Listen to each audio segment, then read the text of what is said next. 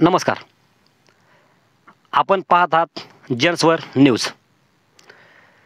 एकदम दुर्दैवी घटना इथे माझ्या पाठीमागे घडलेली आहे.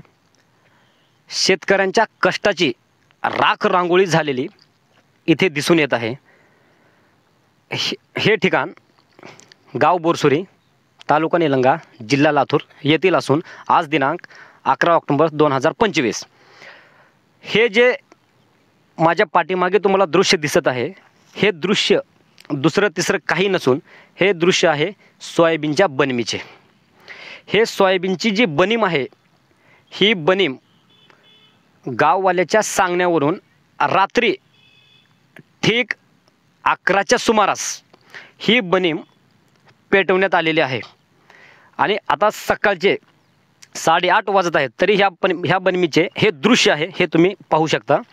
आणि हे शेत सुमनाबाई बाबूराव सूर्यवंशी राहणार बोरसुरी यांचे असून त्यांच्या सांगण्यावरून हे शेत ही जी बनीम आहे, ही बनीम 5 एकर शेतातील सोयाबीनची आहे.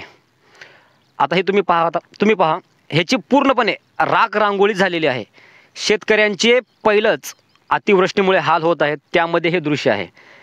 तरी मी प्रशासनाला अशी विनंती करतो की शेतकऱ्यांची जे काही नुकसान भरपाई असेल त्यांनी ह्या गोष्टीची दखल घेऊन त्यांना जे काय असेल ते द्यावे. तसंच त्याचबरोबर त्यांनी त्यांच्या बाजूला बनिमीच्या बाजूला काही जे पाईप असतात शेतातले पाणी देण्यासाठी, ते त्यांच्या ताडपत्री उडू नये म्हणून ते त्याच्यावरती टाकले होते, काही बाजूला टाकले होते. तरी त्याचीसुद्धा पूर्णपणे नुकसान झालेले आहे. जवळजवळ हे तुम्ही पाहू शकता, जवळजवळ अंदाजे 20 पाईप असतील. 20 पाईपचे हे बघा, हे असे हाल झालेले आहेत.